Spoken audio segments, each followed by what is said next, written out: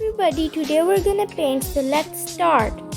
So first of all, we're going to need a white computer paper and two brushes. One brush must be small and one brush must be big. So let's start. First of all, we have to draw here a tree.